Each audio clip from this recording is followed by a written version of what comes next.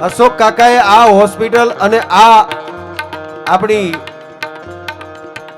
મારી તમારી જે આ નર્સિંગ કોલેજ છે એના માટે બહુ મોટું ડોનેશન આપ્યું છે. જેટલું મને ખબર છે ત્યાં સુધી 10 કરોડ રૂપિયાનું ડોનેશન અશોક કાકાએ આપ્યું છે. એક વખત જોરદાર તાલીઓ આગળ અશોક કાકા ફરો દુનિયાને ખબર પડે. અને હવે તમારા ચરણોમાં નમ્ર વિનંતી કરું છું કે તમે ચંદ્રલેખાબેન 2 સેકન્ડ માટે ઊભા થાઓ. હાથ ઊંચો રાખીનો ભાઈ ભજો દેવતી નિદાત ભોળાને.